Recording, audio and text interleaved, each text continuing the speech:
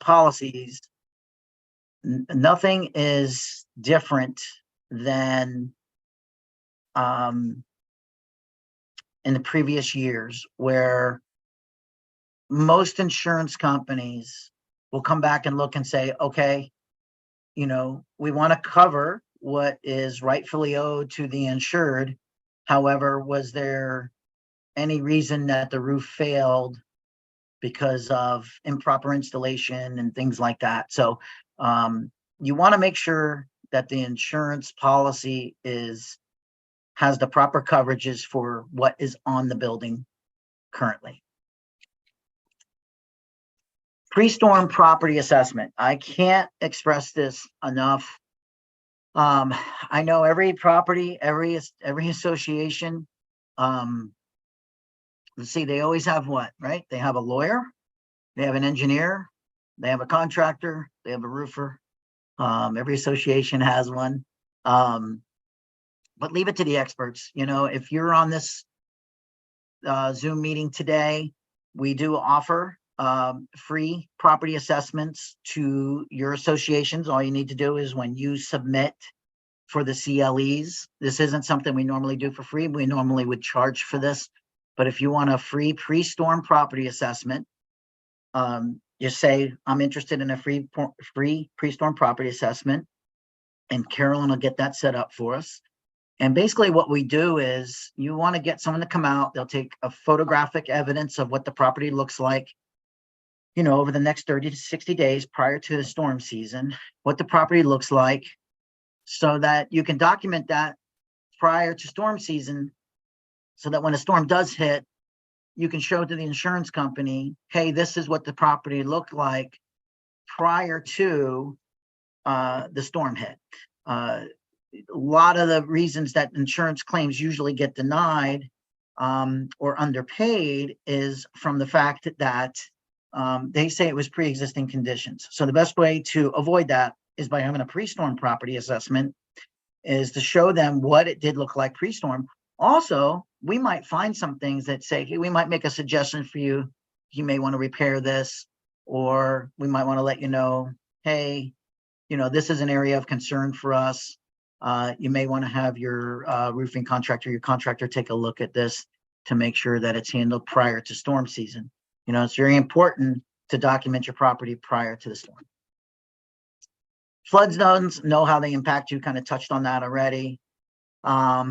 Develop an association emergency plan, and possibly name an emergency coordinator, and include an evacuation plan. What's so important about this piece of this is that what you want to do, okay, is make sure that you have somebody that's in charge when an emergency plan hits. When an emergency hits. And I'm going to kind of go into this a little bit in a few moments, but I can tell you this, that one of the biggest things that we found when a storm hits, you're running around. There's a lot of chaos going on, right? So there's a lot of people that are trying to figure things out. So there's a few things that you want to have in place, okay?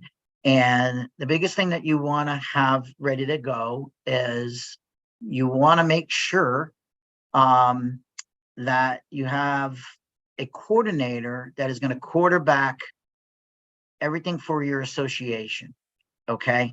So what I mean by that is, you have one person that reports to the board, might be a board member, maybe not a board member. My recommendation is it's usually a board member. I've seen it sometimes be a board president or vice president. A lot of times I've seen it as the vice president will take this role on. And basically what they do is they become the hurricane, whatever, liaison.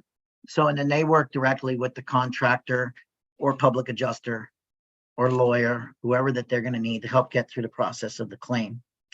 And what that means is that they're going to go through that process to make sure that everything is going to be in place. So some of the things that you want to make sure that you have in place, and this is very important, and if you want to write anything down, I think this is going to be vital. There's two things that are so important to an association when you're going to be prepared. Obviously, you have roofing, right? You have your roofing contractors.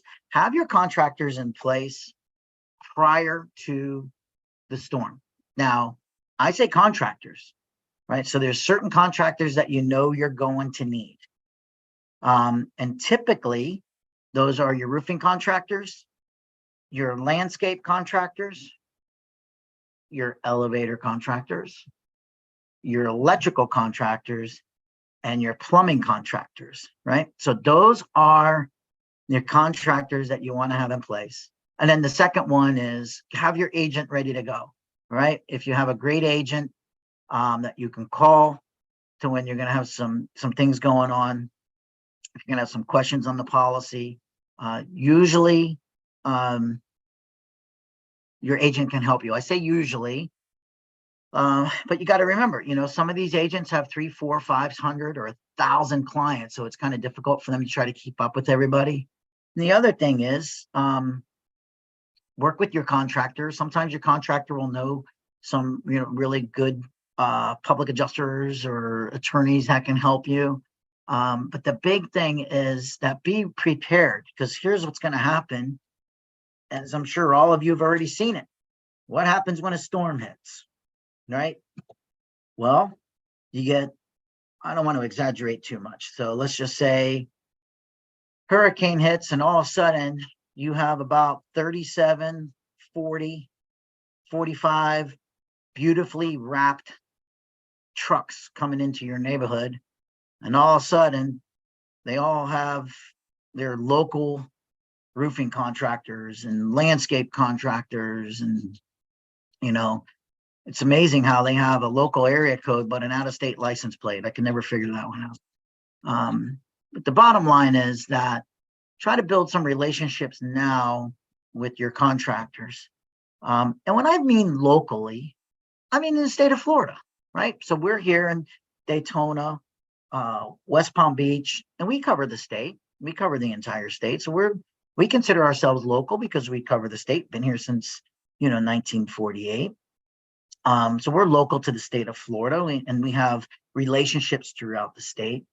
But what's scary is when these people that come from all over the country that come in, they sign people up and they do these different things. They take advantage of the local people and then they leave. And then guys like us are out here to pick up the pieces. So it's real important that you build relationships now, have, if you can, maybe have some pre-storm contracts that if an emergency comes, that we can get out there and get contractors out there right away, that if a storm comes, they can get out there and get your roof sealed up and get your property cleared, get your elevator company out there, whatever it may be, your electricians out there. It's real important to have those relationships now, right? Because once the storm hits, everybody's busy. It was quite funny when before Hurricane Ian, I couldn't get any board presidents or property managers to call me back, but holy cow, once Hurricane Ian hit, they were all calling me. I was everybody's best friend for about 4 months. And it was a lot of fun. And we when I say a lot of fun, it was like we were juggling everything around. We were trying to get everywhere. And I will tell you, I really appreciate all of our clients in the Volusia County area and Palm Beach County area that were patient with us, knowing because that we had a lot of clients we were already working with, and everybody was very patient as we helped the people that didn't have any roofs and didn't have any buildings. So think about that. We had relationships with people who called us, right? So we weren't really taking on any quote unquote new clients because we were taking care of our existing clients and people that we had done business with in the past. So please, if there's anything I can tell you that's so important here is make sure that you have those relationships with people prior to storm season. So now is the time to build those relationships. Now is the time to get your pre-storm property assessments going. Now is the time to develop an emergency plan. And now is the time to develop an emergency coordinator. Find out who that person is. There's usually one person that wants to stay around the building. I don't recommend it at all. If you're in an evacuation zone, get the heck out of the evacuation zone and get out of it. All right, let's move on to the next one. Make sure you secure your property. Make sure the property is secured. I can't express that enough on the developing that emergency plan there. Pre-storm emergency repair and contracts and contacts. We talked about that. I can't express that enough. It's so important. Get those contracts together. Make sure you have all your supplies ready. 3 days prior to the storm, I will tell you, typically for me personally, I start putting all my supplies together usually May. Every time I go to these big warehouse stores, I start stocking up on water and batteries and all that. I'm already stocking up, and it's mostly so that I'm prepared and I'm not waiting to the last minute. So when there's this last, big rush to go, I'm not worried about it. I'm just always making sure that I'm ready. I've already got my generator going, making sure everything is good to go. The only thing I don't do is I don't buy gas early, because gas shouldn't be sitting around too long. But other than that, I'm ready for a storm. If a hurricane get out in the ocean right now, I'm pretty much about 90% ready. All right, so during the storm, stay informed by listening to authorities. Make sure you're aware of any developing events. I can't express this enough as well. Have your associations, make sure they listen to the authorities. If they tell you to stay off the road, stay off the road. Do not, here's my rule of thumb. Like, people always say to me, hey, my roof's off, can you come out? Yeah, when the police and fire are back out on the road, I'll get on the road. When the electric company, Florida Power and Light's back on the road, I'll go back on the road, but not until then. So listen to what the authorities are saying. Make sure you're aware of developing events. It's very important. It can be very dangerous out there. So just make sure that you stay inside. Love the wind-up radios, the battery operated, any of those radios, they don't take any power, very important. So make sure you have that. Stay indoors. Remember, during the hurricanes, the eye of the storm may come across your location. May seem safe out there. Man, just be careful. We had a client that he was in the eye of the storm, and then this was over in Marco Island. And then as the storm came across, the storm was moving quite fast, came across, part of his building collapsed. He did not get hurt. Kind of fortunate for us, because it was an insurance claim. He actually had a video of the wall collapsing. So it did help our insurance claim, but it was very dangerous for him. Don't do that. Just be really careful. It's not worth it. It's really not worth it. Everybody wants to go outside and see what happened. I'm just as guilty of that, right? You see me on my social media, I'm outside on my patio, and you probably hear my wife in the background, get in here. But it's not, just keep yourself safe, right? You just need to be really careful. Have battery operated radios and lights. I love the wind-up batteries. Wind-up radios are the best. If you don't have them, and if your associations don't have them, get them now. And if you're in an evacuation zone, listen, evacuate. Because guess what? If they don't evacuate, if you don't evacuate, and your associations don't evacuate, and something happens, they're not coming to get you. They're not going to come get you until it's safe for them to come get you. So what happens after the storm? Stay informed and listen to the authorities. Make sure, same thing. You just want to listen to what the authorities are saying. So what are some of those immediate dangers that are out there? There's a lot of dangers that are out there. Probably some that you might not thought of before. We talked about flooding already. So some of the things that are with flooding, and we're going to talk a little bit about wildlife in a second, but there's all kinds of wildlife out there, but you don't know what's in that water. The water can be disgusting. I'm just going to say that. I remember as a kid, we used to think it was cool to play around in the flood water. That water is not clean. I'll just leave it at that. So, your flood water is not good. It can be dangerous. down power lines. I can't express that enough either. Unfortunately, in New Smyrna, someone did get electrocuted and died from a down power line during the hurricanes. So just please be careful, watch your surroundings, hanging trees, debris from buildings. When you're walking around, watch what's going on.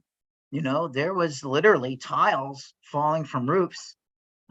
We were at a building, again, this was right after Hurricane Irma, and we were over in Naples, and this guy asked me to come look at his building. We're walking around the building, and literally as we're walking, and people were, I was shocked, but there was people sunbathing by the pool, and there was literally glass falling from the sliders that were blown out, and the glass was falling on us. And so obviously I said, listen, you need to get these people out of here. You need to get them to move. So, falling debris, we ended up shutting down that whole building, getting people out of there. We put in, I don't know, a 30 or 40 man crew to get that building safe. The building was not safe. There was glass everywhere, so always look for hanging trees, debris falling from the building. It's so dangerous out there right after a storm. So displaced wildlife, I talked about that a little bit with the flooding.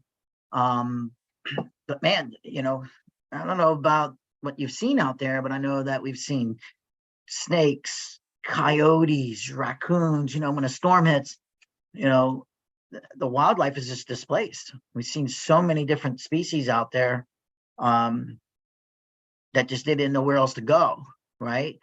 And now their homes have been disrupted, and they don't know where they're going to go. So they're scared. They're running around. What do they do when they're scared? Is they get into attack mode as well. So, just make sure just be completely aware of your surroundings. I think too many people take that for granted. Growing up here in Florida, always got to watch out for alligators and snakes, is the bottom line. So I'm always kind of aware of our surroundings, but just please make sure that, these are your immediate dangers that you're going to have out there. I don't know if we're going to see any alligators or snakes along the beach, but you never know. And then contact your contractor for full assessment and any emergency repairs. And I will tell you, for insurance purposes, photograph. I'm sure that's probably in my slide here in a second, but please make sure that you photograph all your damages prior to you repairing it. Because if you repair the damages before the insurance company has a chance to investigate it, you might not get paid for those damages. Notice I said might, I didn't say you won't. But we've seen in many cases where, the association maintenance man went up there and was the hero, and he repaired the damages and did not photograph it. And the insurance company didn't have their right, which they almost always do in a policy, which they really always do. And the policy says that they have the right to investigate on whether to pay for damage for repairs. And they didn't have the right. It was repaired. So if you don't have photos, it's harder to get anything paid, and they might not pay it. So there was an instance where somebody went up and they did some repairs to the roof, and the repairs were temporary, and the insurance company really gave a hard time. And it took us about 4 years in order to get the insurance company to pay anything for that building, which needed a complete re-roof. And unfortunately, it was due to the association doing the repairs without a contractor coming out, doing a full assessment, properly documenting the repairs, and doing it properly. They just had a maintenance man go up, do some quick repairs. And I get it. They were, we tried to prove that it was just them doing the right thing by the policy as well, by protecting the property. But the insurance company flipped it and said, well, you didn't give us the right to look at the property before, and you didn't have any photograph evidence of what it looked like. So just be careful with that. Make sure you get a contractor to come out and do that. Also, I know there's a lot of different counties that have these apps that are out there that you can notify local emergency management of certain repairs that are out there, or excuse me, certain damages that are out there. It's a great way for counties and municipalities to, possibly get funding, all kinds of different things, and let FEMA know where the damages are. So notify local emergency management of what's going on in your area. Even if you don't want to get any funding from government, it just really helps the emergency management team to know where the damages are, so they know where to ask for help from any government agencies that may need to come in and help other people. So just notify the local emergency management of any damages that you may have. There's usually a quick app that you can do that on. All right, association emergency plan and emergency repair. So some of the things to consider, we covered a little bit of this, but it's going to go a little more detail, coverage such as other structures, debris cleanup, tennis courts, and etc. Again, I want to go back. If they don't have this, just make sure that they're aware of this, right? If they don't have this, law and ordinance coverages, big deal right now. Deductibles, okay? Make sure they know what the percentages are, what the percentages of the deductibles are, and then exclusions, identify these prior to the storm season and let the associations know what those deductibles are. And I will tell you one thing that we noticed this year with Hurricane Ian and Nicole was that, and this is where I would like it to get the whole crowd chime in. I love in-person sessions instead of Zoom. But one of the things that we realized this year was that actually, I think it was all of them. I think every single project we worked on, every single insurance claim that we worked on, they had a per event deductible instead of a calendar year deductible. So it's very interesting. For hurricanes Matthew, Hurricane Michael, Hurricane Irma, Hurricane Maria, I could go on, but all those hurricanes, they had a calendar year deductible. And what we noticed, I think it was 100%, was all per event. So that means that when there was damages from Hurricane Ian, they had, let's just say, one association had a $500,000 deductible. So that $500,000 deductible for Hurricane Ian, and then Hurricane Nicole hit, there was new damages for Hurricane Nicole. Well, guess what? There was a whole new deductible. So it made things a little complicated for the public adjusters, made things complicated for us as contractors. So it's one of those things that we had to deal with. Associations had to deal with. There was 2 deductibles. Very complicated, very complicated. So just make sure you guys are aware of that. And the key is make sure you're working with a contractor or an adjuster that knows how to navigate that, right?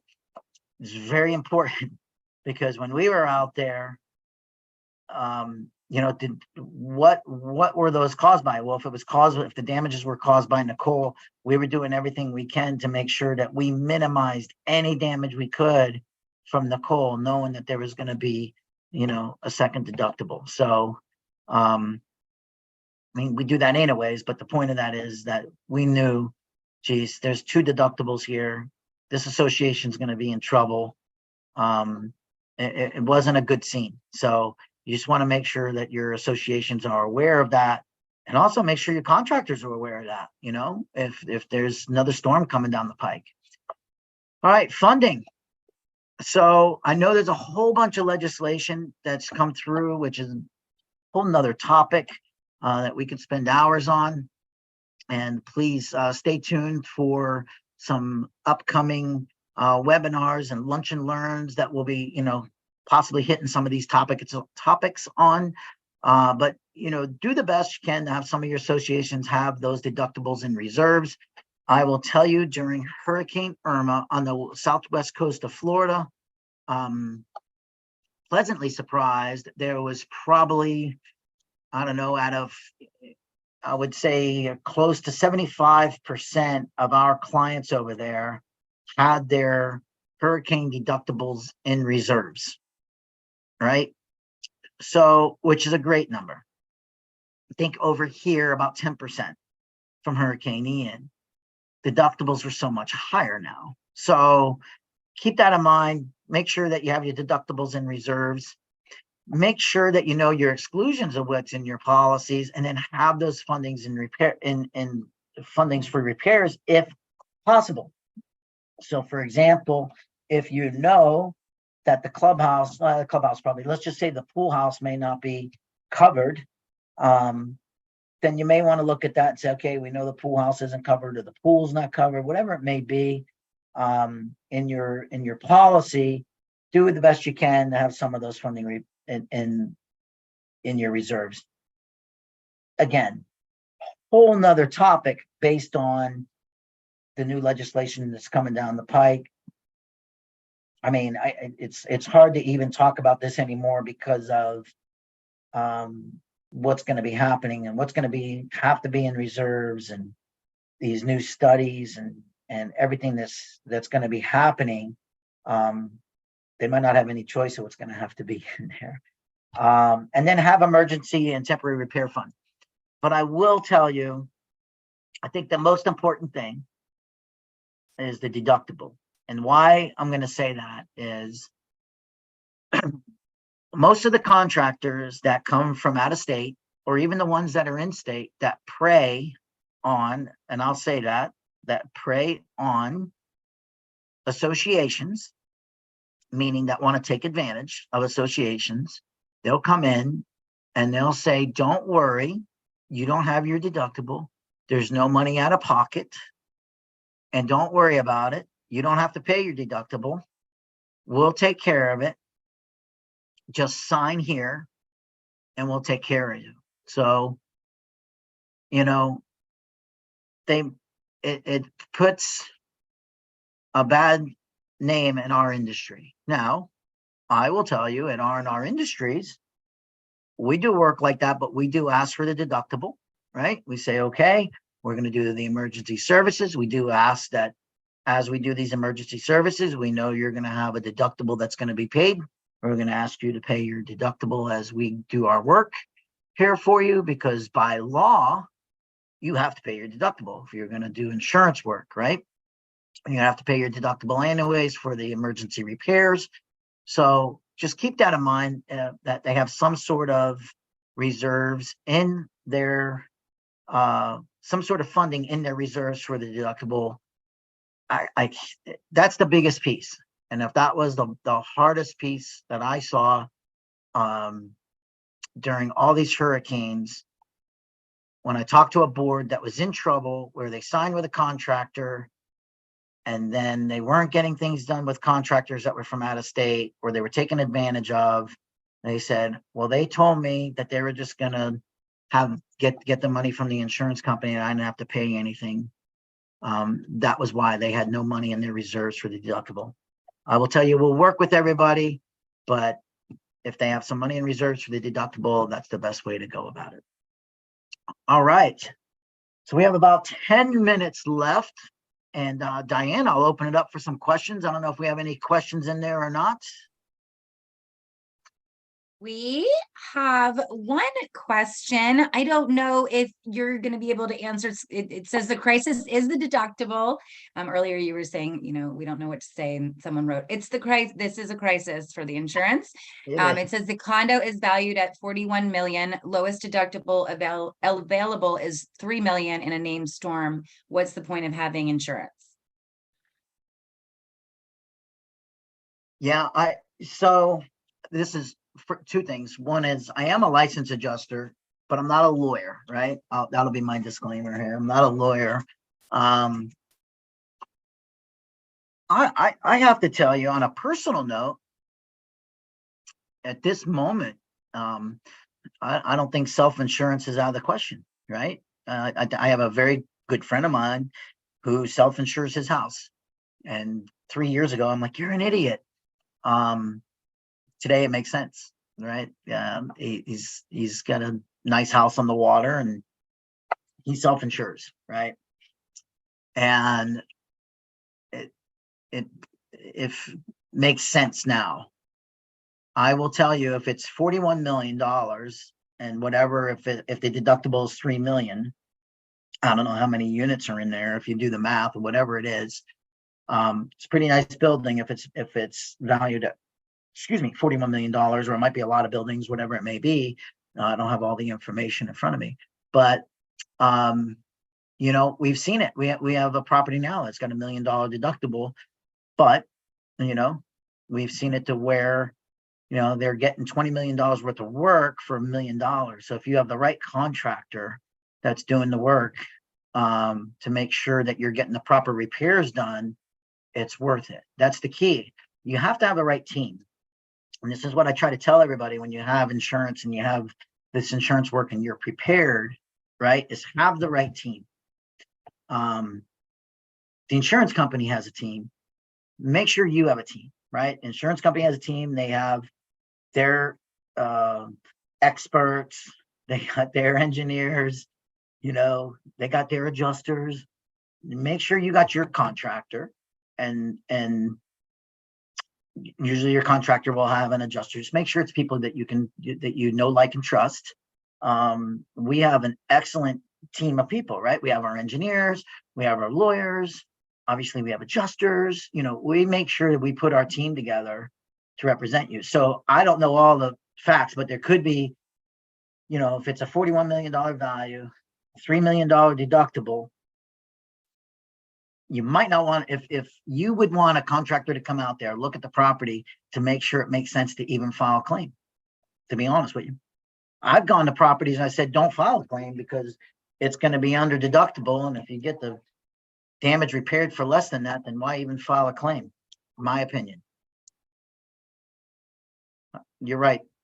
I'm not sure if I answered the question or not. Was there any other questions? Yeah, is there any other questions? I'm gonna put out the email again. Hold on, there was another one. Hold on, I just saw one. Here was one. Has the law changed or anticipated to change regarding layers allowed for re-roofing versus tear off? Thank you, Rebecca. So, were you in my meeting this morning, Rebecca? Because so here's the thing with this. I have not seen, first of all, no laws have changed that I've been made aware of. But I was told recently, oh no, that was yesterday. Diane and I were just having this conversation yesterday, actually. I was told recently by an agent that I disagreed with that you can't re-roof, and that the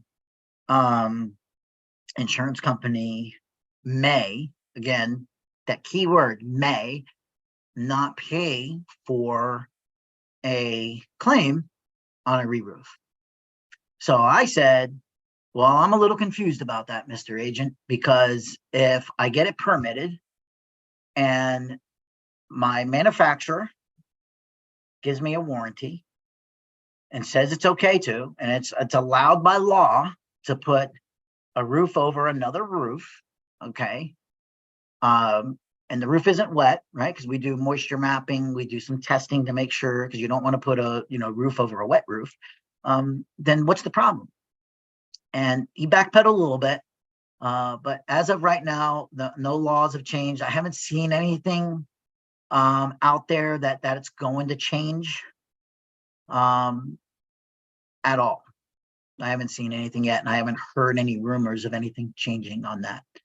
What I have seen change on the insurance side is they are not accepting coating as an accepted method of accepted method of repairing or a new roof, right? So in the past, when we've coated a roof, they've accepted that as like extending the life of the roof for 10 years, whatever it may be. Over the last few years, insurance companies are not accepting coating. That I have seen. But with re-roofing, I haven't seen any.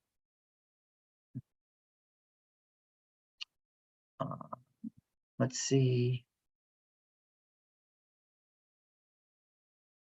All right. Any other questions, Diane? You see anything else? I'm not seeing any, but that was a good one. Thank you, Rebecca. All right.